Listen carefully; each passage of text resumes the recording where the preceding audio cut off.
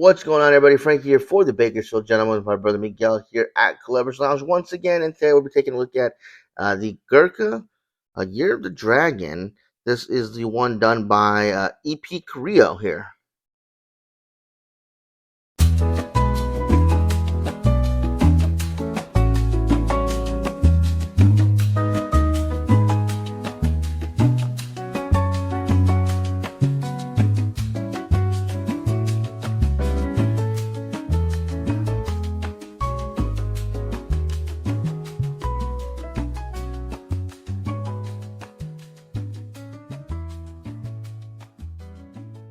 Alright, guys, so this is the Year of the Dragon for Gurkha by EP Carillo, and we've already done the AJ Fernandez version. This one differs as it uses a black band there to address this cigar, Mexican San Andreas wrapper, Ecuadorian Connecticut binder, and fillers, of course, from Dominican and Nicaragua. It comes in a 6 and 5/8 by 54 Toro, and is also priced at $25 a cigar or $250 for a box of 10. I'm getting like a weird barnyard and mint note off the foot. I don't know what that is. That is interesting.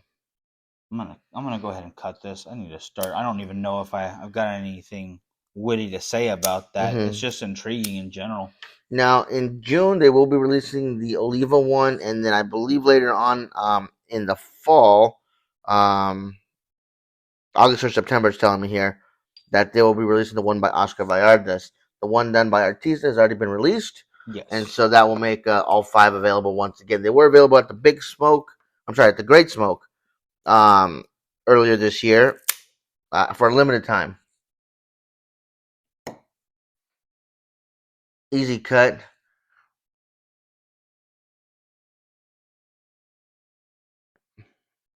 Dry draw. Once again, for me, tea leaves. Tea leaf. Double in a row.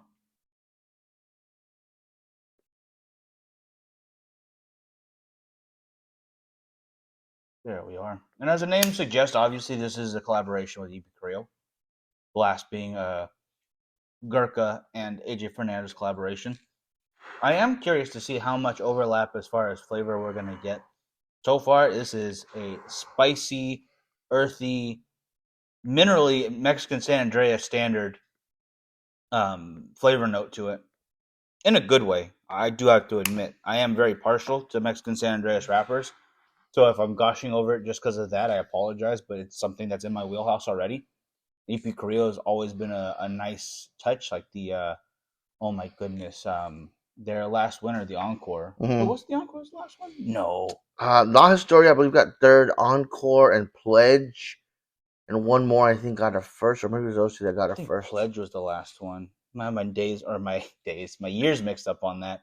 But either way, a company that is very well rewarded for its efforts and has quite a few accolades to go behind it, throwing their ring into the Year of the Dragon mix here and starting off very strong with this. I'm guessing this one's going to be a bit heavier than that last one. I can already tell. I definitely agree. You got a great spice. Start off with fantastic accents from that San Andreas wrapper, and I do believe you'll be right with it. It's going to be a much heavier cigar than the AJ Fernandez version. Get ready. I hope you had a good dinner before this one, guys. I think we need to get started into that first third, yeah? Mm-hmm. All right, we'll be back with you guys in just a moment.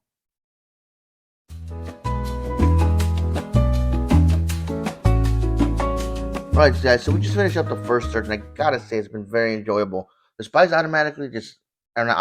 instantly died out for me after I got past that first little bit. And it's left this beautiful coffee wood note that's lasting on my palate, lasting on my lips. Absolutely loving it. Mike, what do you think? I mean, you pretty much hit the nail on the head for that first third. Spice was like a light switch on and off. Wonderfully unexpected. Mm-hmm. I assumed that it was going to be spice all the way through the first third, if not further. But no, very, very quick. Construction, on the other hand, has been very pleasant as well. Mm-hmm. I've had no relights to do. I did have one solid ash fall off for my first one. I see that you also had a solid ash, but I did, just not quite. I went to go ash it as I was reaching over, and I missed. That will happen. Well, nonetheless, it is still a full ash. That's the important part. Right. So, aim for the ashtray, not a big deal. But I am excited to see where we're going into the next third. I think I'm getting a little sweet on the lips too. I don't know if we talked about that. That's the only thing Mm-hmm. maybe different. But other than that, I think you hit the flavor notes right on the head. So I'm excited for this next third. Fantastic.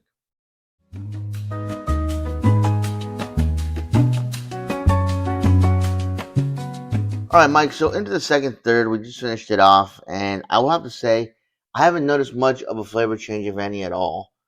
Pretty much the same notes I got from the first third after that spice died down. I will say that the construction is doing very well. Great smoke output, easy draw, good burn lines, ash falling off solid chunks. No issues whatsoever with construction.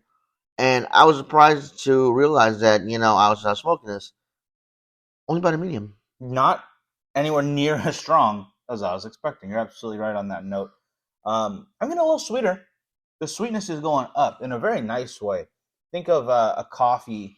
You're on your second cup and you've added extra sugar. You know, at the bottom a little bit. You got your creamer still. You got a little bit of sugar. Add coffee on top of that.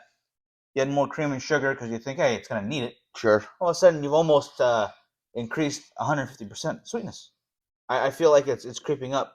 Maybe not that incredibly sweet, but if you get my drift, guys, it's coffee, cream, sugar notes, Sure. some woodiness still there. All in all, though, what I was expecting, not there. Right. I was expecting much not darker. A bad thing. No, not a bad thing at all. A pleasant surprise. Absolutely. And everything else you said, I think, is absolutely correct. Burn has been great. Ash was in 2 chunks this time, but that was just because I was being lazy. I wasn't holding on very well. Not the cigar's fault. I had a little bit of tar buildup, but that stopped actually, which is good, kind of unusual. That's not something. It usually gets worse. Yeah. So the fact that it's not doing it anymore, very nice. I think I just didn't cut enough of my cigar to begin with, which makes it focus into a tighter area, which makes it a tar buildup. My bad, not the cigars. All right, let's finish them up.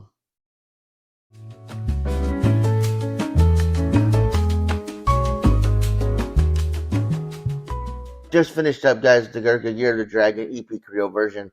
Gotta say, thoroughly enjoyed the cigar.